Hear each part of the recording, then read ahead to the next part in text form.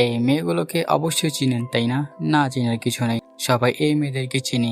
আর এই মেয়ে তো গত 2-3 দিন ধরে ইনস্টাগ্রাম, ফেসবুক, ইউটিউব সব জায়গায় ছড়িয়ে ছিটিয়ে রয়েছে। আচ্ছা, একটা কথা, আপনারা কি এদের ভালো কাজের জন্য চিনেন? অবশ্যই না, এদেরকে চিনেন মাদকের সাথে জড়িত হওয়ার জন্য।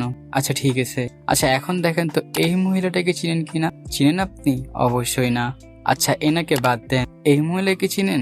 এই মহিলাকেও চিনেন না। এই মহিলাগুলো অনেক বড় মাদক ব্যবসায়ী, কিন্তু এদেরকে চিনেন না কেন? এদেরকে কোনো সোশ্যাল মিডিয়া দেখা যায় না কেন? এদেরকে নিয়ে কেউ কথা বলে না কেন? এরাও তো মাদক ব্যবসায়ী তাদের মতোই, কিন্তু তাদেরই কেন নাম আর এদের কেন নাম নেই? এখানে আপনি যদি অনেক ডিপ ভাবে চিন্তা করেন তাহলে একটা কথা ধরতে পারবেন, বাংলাদেশের মানুষরা কি অপরাধ করছে সেটা না দেখে কে অপরাধ করছে সেটা দেখে, অপরাধী কেমন দেখতে সেটা দেখে। এটা দেখে তাকে বিবেচনা করা হয়, বিচার নির্ধারণ করা হয়। আর যখনই কোনো সুন্দর মানুষকে দেখা হয় তখনই আমাদের মন নরম হয়ে যায়, গলে যায়, তার প্রতি সিম্প্যাথি চলে আসে, অপরাধীর অপরাধ চাপা পড়ে যায়। আর এটা শুধু বাংলাদেশের মানুষই করে না, এটা একটা গ্লোবাল পয়েন্ট অফ ভিউ। প্রমাণস্বরূপ আপনাকে দেখাই, এই মেয়েটাকে তো চিনেন অবশ্যই। এই মেয়েটার নাম ইসাবেলা গুজম্যান। এই মেয়ে একটা ক্রিমিনাল।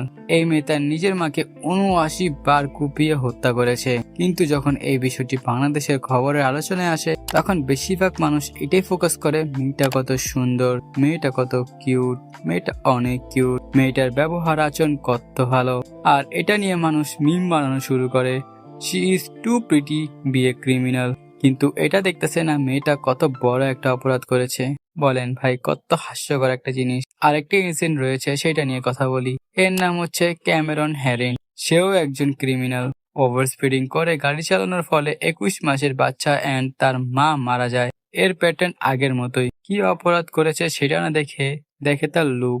এর চেয়ে বেশি অবাক করা ব্যাপার হলো, তাদের নিয়ে অনেক ফ্যান গ্রুপও ক্রিয়েট করা হয়, যেখানে সবার দাবি তাদের শাস্তি বেশি হয়ে যাইতেছে, তাদের শাস্তি কম করা হোক। তাদের জায়গায় আপনি আমি থাকলে কি আমাদের জন্য এমন কেউ করতো? অবশ্যই না, উল্টো আরো বেশি শাস্তির দাবি করত। এইসবের বিরুদ্ধে কথা বলতে গেলে মানুষ উল্টো জাজ করে। সবার মানসিকতা এক না, সবাই তো আর সেম না। ভাই থামেন, আমরা জানি। একটা কোয়েট মনে পড়ে গেল, If you kill a cockroach, you are a hero. If you kill a butterfly, you are evil. Morals have aesthetic criteria.